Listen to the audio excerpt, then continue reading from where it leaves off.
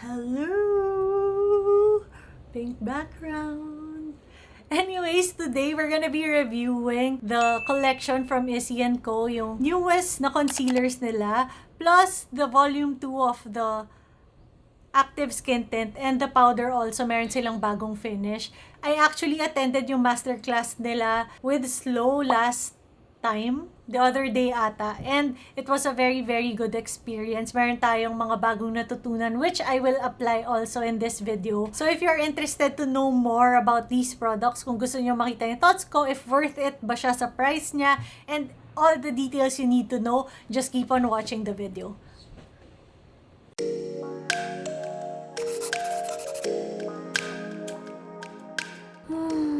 So actually, second time ko na to i-film. Halfway na ako kanina. Tapos napansin ko na wala akong mic. Very good. Very good. Anyways, diretso na tayo to the active skin tint. So it's still the same formulation. It's still the same ingredients. Lahat, yung texture niya, it's still the same. And tama lang naman na ganun kasi we all love the active skin tint volume 1. Pero they did a big improvement to the packaging kasi again, yung Issy Co, nakinig agad sila sa mga users nila, sa consumers nila, sa aming mga reviewers kasi wala pang 1 year and they changed the airless pump to a squeeze tube type of packaging, which I love din talaga kasi mas madali gamitin to. And yung formulation naman kasi nung active skin tint is on the thicker side. I don't mean it na in a bad way, pero hindi siya yung malabnaw, so hindi siya problematic na nasa gantong packaging siya. And again, gaya nga nung sabi ko kanina, this one, it still has the ingredients like squalene, niacinamide, glycerine, and SPF, which helps our skin stay hydrated, moisturized. So para siyang skincare and foundation mixed into one. Syempre, less lang yung coverage as compared to foundation. So yeah, it's like a tinted moisturizer na rin kung iisipin mo. And another big improvement na ginawa nila is meron ng 3 new shades. So dati merong 6 shades and sobrang happy na ako noon. Sabi ko pa dun sa review ko before, ang ganda ng shade range kasi ang daming tones, ang daming shades. Magkaiba yung tones and shades na nakikater nung shade range nila, and now they added even more para mahanap nyo yung totoong match nyo. Ay nako, raise the roof. So for today, meron tayong 3 shades. Issy Co asked me kung ano yung shade ko sa dating range nila, and it was beach. It was a very good batch naman na sa akin. But they also sent 2 more new shades, which is yung sand, which is FO2. I think that stands for Fair Olive 2, something like that. And then yung honey, which is on the darker side naman, and it stands for MW2, Medium Warm 2. So ngayon, i-check lang natin kung ano yung shade na gagamitin natin for today. So that's beach, this is sand, and this is honey. So yung honey, definitely masyado siyang dark sa akin. Pero yung beach, it would still work on me. But I feel like ang magiging perfect sa akin is this one, which is yung new shade na sand. Kasi it has a warmer tone. I think they have the same shade pagdating sa shade range, pero pagdating sa undertone, this is more neutral, this is more yellowish, mas warm. And dahil nga last week nag-swimming kami and feeling ko medyo mas warmed ako, medyo mas tanned. Joke lang. Hindi, pero yeah, I feel like mas magmamatch sa akin yung sand ngayon kasi medyo, yun nga, medyo may konting tan ako. This one, pagka sobrang puti ko, ito yung magiging mas match sa akin. So yeah, let's apply it now. And today, ang gagamitin natin pang apply, I know that I love applying this with my fingers. Dun sa review ko, kung di nyo pa napapanood, go na lang kaya dun. So today, try naman natin with the brush. Kasi when we attended the masterclass ni Slow, wala, natuwa lang ako kasi brush yung gamit niya. Tapos parang na-curious ako. So brush din tayo today. So, pretend pa ako. Second time ko na to i-apply. Alam ko na maganda siya i-apply with a brush. Yan. So, that's just one layer for now sa isang side ng face ko. Huwag nyo na lang pala pansinin yan. It's a bruise. Workout mishaps. Gumanon yung resistant band sa mukha ko. Ito, as expected naman talaga, is a very light coverage, very natural coverage na foundation. Ay, hindi foundation, na tint. Kasi nga tint siya. But it does even out the skin tone. So yan, na-apply ko na siya on half of my face. Ganun-ganun lang. Ang dali niya. Wala siyang streaks. Walang problem at all. Expected naman yun. Pero alam nyo, kung nagmamadali talaga kayo, apply it with your fingers. Sobrang dali lang. But yan, ganun lang. Ang dali lang niya, super. O, diba, meron siyang parang glow, pero hindi siya greasy feeling. Kasi usually, yung mga tinted moisturizers, ang greasy niya. Yun yung difference nito. Kasi ito, hindi siya greasy. Parang wala. Parang kang walang suot talaga. Parang velvet yung feel niya sa skin, pero may glow siyang binibigay pagka tinitignan ko dyan sa viewfinder. Ganun, parang wala talaga, super gaan niya. Pero ang even ng skin tone ko. Ganda talaga ng formula na to, nakakatuwa. Ay, nako. Talagang na-perfect ng Issy Co yung formulation nitong skin tint na to. Huwag nyo na itong papalitan. Okay na, okay? Huwag nyo na palitan. Expand na lang shade range, yung mga ganyan-ganyan na lang. Or siguro, make a version na walang SPF. Ewan ko for me kasi, gusto ko yung flexibility nun na yung mga products na walang SPF kasi may choice ako to put SPF. Like ito, before dumating yung active skin tint, ito yung lagi ko gamit, yung Pixie H2O skin tint. Wala tong SPF. So, kahit gabi, pwede ko siya gamitin kahit alam ko pipicturean ako. Yung mga ganong flexibility lang. That's something I think na would be nice also. Ewan ko, if agree kayo, let me know sa comment. Yan, so, ganun lang kadali. Alam niyo na yung sasabihin ko about the active skin tint. I like it so much. Dati ko pa naman yung sinasabi sa dati ko pang review. It's just the improvements make it more perfect pa. And then ngayon, punta naman tayo sa concealer. So this one is their new release, which is the active concealers. Yun din yung tawag, diba? Yes, active concealer. And they also have 9 shades. 9 shades. Diba? As in, very good talaga yung Issy Co on releasing 9 shades. Kasi yung last 2 concealers na na-release from BLK and Issy Co, grabe, 2 shades lang yung na-release nila. And it's so hard to find yung right concealer shade mo. Kasi hindi yun masyadong flexible as compared to skin tints eh. But yun, they released 9 shades. And for today, yung binigay nila sa akin is FO2, FN2, and MO2. So, magkakasunod na shades to. And sa pag-try ko nung isang araw on the masterclass and kanina din, kasi nga nirefilm ko lang to, yung shade na lightest, which is FO2, lightest sa binigay nila, hindi lightest sa shade range. Yung lightest na FO2 is perfect for my under eyes pagka magbabrighten. And then, FN2 naman is perfect for spot concealing. And yung MO2, it has a peachy undertone. Natuwa ako dito kasi ang ganda niya to color correct my under eyes. Or pag gusto ko lang ng mas natural na look, ayoko nung parang mukha akong nag-highlight ng under eyes ko. Maganda siya for my under eyes to color correct nga yung mga darkness dyan. So yun yung gagawin natin today. Papakita ko sa inyo. One side lang muna yung gagawin ko para makita nyo yung difference. Itong concealer na to, it claims to have a medium to full coverage finish. Tapos meron din siyang mga ingredients or properties that help hydrate, soothe, and brighten the under eyes or whatever part ng face nyo yung lalagyan nyo. So that's very good kasi aside from hiding or making our imperfections less visible, it also helps reduce them. Gets nyo ba? Hindi lang tinatago, but it has ingredients na very skin-friendly and would help soothe, improve yung mga pimples or dark spots sa face natin. So yun nga, gaya nung sabi ko kanina, I will use the darkest shade that I have, which is MO2. It has a peachy undertone to color correct konti yung under eyes ko. So yung darkness, i-color correct lang muna natin. Kasi peachy tones, nako-color correct nila yung bluish na under eye circles. Ay, sabi ko nga pala, one side lang muna ilalagyan ko. Sige, one side lang muna lagyan natin.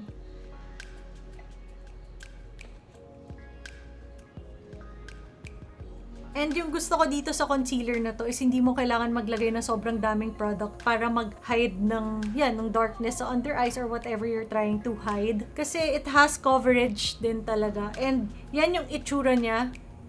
Ang laki ng difference, diba? I just parang color corrected it. Hindi siya mukhang brightened or anything like that. Pero nabawasan yung gray circles or yung bluish dark circles sa under eyes ko. So that's how I do it usually. Magko-color correct muna ako. Kaya yun din yung ginawa ko ngayon. And to brighten it, gagamitan natin yung lightest shade, which is yung FO2. And lalagay lang natin siya dito kung saan nag-e-end yung parang darkness. Diyan. Sin ganyan lang kakonte. And a little bit dito to have that lifted effect. Tapos tap tap tap lang ulit.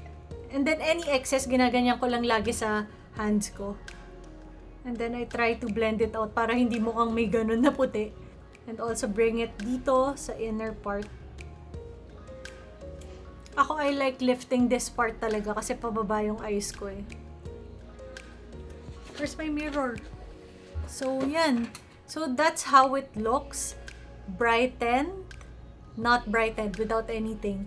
Diba? Kitang-kita naman yung difference, diba? I hope. Kasi ako nakikita ko siya in real life. Mas awake yung itsura nung eye ko dito. So, ngayon, meron lang akong konting blemish dito sa ng ilong ko.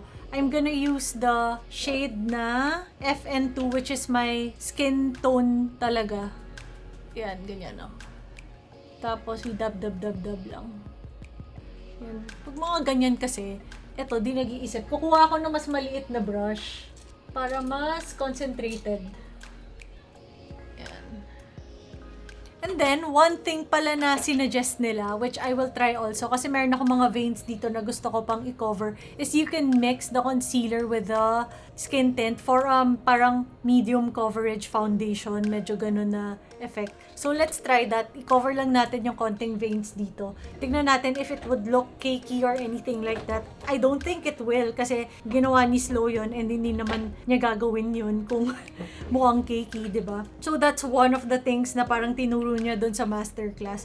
So, I just got the shade Beach. Mali yung nakuha kong shade. Dapat yung isa. Pero, I'm gonna mix it with FN2 din. I think it's gonna be fine. Sayang naman kasi. And then, let's apply it a little here para lang mas covered yung veins. Though I usually won't do that naman. I just want to try. So yeah, it adds a little bit more coverage nga. So kung gusto nyong medyo mas may coverage, yeah, you can do it. Mix the concealer and the skin tint. So meron ka nung SPF and then you have a little bit more coverage also. But I suggest na parang yung mga areas lang na gusto nyo i-cover more, yun lang yung lagyan nyo nun, yung parang foundation mixture. Now it's all about the natural look talaga. Magko-color correct lang din ako dito and yung parang bruise ko dito, lalagyan ko din. Medyo mas dark yung area na yan, so I'm taking the darkest shade, which is MO2.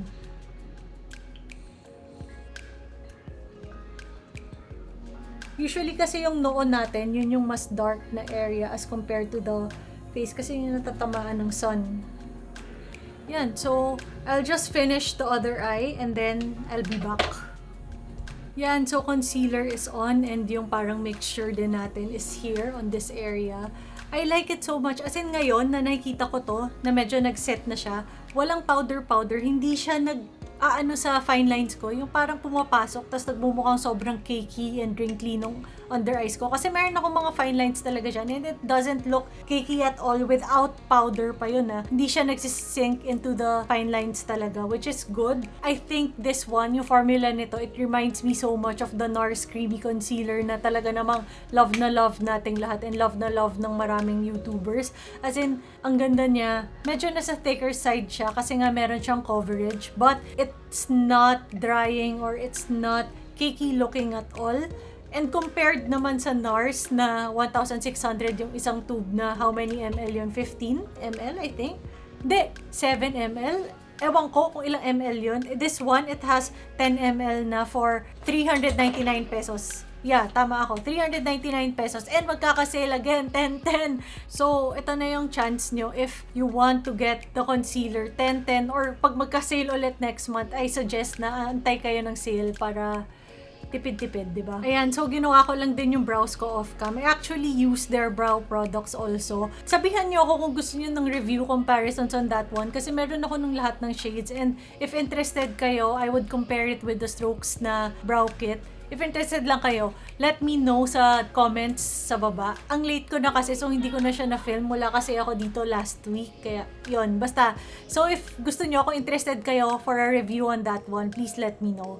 Anyways, punta na tayo dun sa third product, which is yung powder nila. So, eto din, they already have powders released before. Alam nyo din, I gave a very good review. And actually, yung illuminating na powder, it's something I've been using over and over and over again. Palitan sila nung Hourglass. If you watched my last video, yung purple na video, I actually used, I don't know kung Hourglass or ito, basta isa sa mga yun. Kasi yun yung lagi ko pinagpapalit. And I think, ito nga yung ginamit ko, tapos tinawag ko siyang Radiant. Tapos ngayon meron na silang Radiant. Ang galing! Diba? Issy Co. Na-try ko na rin to and I have my thoughts on them na packaging-wise, parehas pa rin naman. But this one, it has more radiance. Kaya siya radiant. As compared to the illuminating one, meron talaga siyang mga particles na makikita nyo. Mas madami din. And it has a parang gold reflect. Yung illuminating kasi mas parang translucent siya as compared to this one. Ito talaga, kitang-kita nyo meron siyang reflect. I hope nakikita siya dito sa swatches ko, but comparing them side to side, makikita nyo how glimmery and how reflective the radiant one is as compared to the illuminating one. Yun yung main difference nila, and meron talagang mga particles yung radiant one. Now, ito, usually, I'm not really a fan of mga powders na merong mga shiny, shimmering. Especially for setting my whole face. Areas of it, dito ko nakikita na gagamitan ko tong product na to. Like for my high points, yung mga yan dito banda, pwede ko yan iset. Kasi usually, gumagamit din ako ng Hourglass na ambient lighting palette. I'll show you. It's pressed powder. Para i-buff lang all over my face to set it. Pero, this one kasi, though it has particles, it's not as much. And then, compared naman to the Hourglass na Veil Translucent Setting Powder, I feel like ito is in the middle of the illuminating and radiant one. So, Issy Co again. Baka parang pwede kayo makagawa ng product na gano'n, na in the middle of. Kasi, yung dati, yung illuminating one, is a little bit less radiant than this one. Yung radiant naman is a little bit too radiant as compared to this one. Ito yung parang nasa middle ground. And if they could do something like that, I think that would be a perfect setting powder for the under eyes. Pero ito, yung illuminating, I also use it to set. Wala namang problems with me. Kasi ang ganda ng formula niya. But if I want something more brightening and more radiant, ito yung gagamitin ko. These powders are very good kasi super finely milled nila. As in, ang ganda-ganda nung pagka-mill. Kaya, hindi siya cakey at all. Hindi ka mukhang powdery pag ginamit mo. So, apply na tayo. Daming daldal. To set my under eyes, yung gagamitin ko is the illuminating one. Kasi nga, I don't like yung parang shimmery particles sa under eyes ko. I just want to set it and forget it. And then, yung tint naman, it doesn't need any setting at all. So, ang gagawin natin, maglalagay lang muna ako ng blush. I'll just use an Hourglass na blush. Tapos, ito, gagamitin natin siya as parang highlight ng face. Lahat ng mga areas na gusto natin i-highlight. Nothing too precise. So, like dito. So, parang siniset ko yung area na yan. Ganda, diba? Ayan, oh. Tapos ito, medyo gold nga yung reflect niya. So, baka parang pwede rin champagne naman. Ganun. Medyo champagne yung reflect. Maganda din yun. Yan. So, yun. Pinakita ko lang sa inyo na ganun ko siya ginagamit. Parang it's an all-over kind of glow, pero more on the high points of my face. Yung gusto ko talaga na maging glowy, dun ko siya fino-focus. Again, this powder is another win for me. It's 349 pesos. You get a lot of product. The packaging is so good. Yung consistency, how it's milled is top-notch also. Parang mga high-end brands din talaga. If you want something na mas natural glow yung finish niya, hindi ka na mag-highlight, use this one. It looks very natural and it's a powder type of product. So kahit oily skin ka, okay ka lang. Hindi ka magmumukhang greasy or anything like that. And ako na dry skin, kahit na powder to, I don't look dry at all kasi nga super finely milled yung powder. Yeah, so 349 pesos, super worth it for me. Okay, so finish ko lang yung makeup ko and then let's wrap up the video. So yun, this is the final look. I think this is my everyday go-to look kung kunyari gagamitin ko yung mga Issy Co active products. Active products ba yung tawag dito? Basta itong skin on the go products nila. Yun ba? Hala, baka mali yung masabi ko. Nasaan yung paper?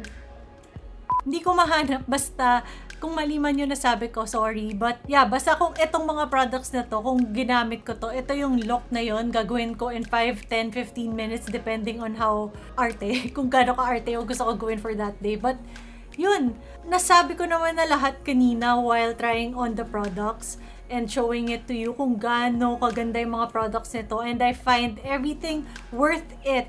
Hindi ako bias at all dahil pinadala nila to sa akin. You know that I always say my thoughts din talaga kung ano yung ayaw and gusto ko sa mga products. I even told you na yung sa powder na Radiant, it has flex talaga, so I won't recommend like putting it all over your face, but I like concentrating it on the areas I want to highlight, and then I buff it out to give yung parang very natural glow. Ito, wala akong highlight na nilagay and it looks so glowy, so natural. I love it talaga. Oily skin, dry skin like me, these products are perfect for you. Pwede siya sa inyo. It's very universal talaga. Plus, yung shade range.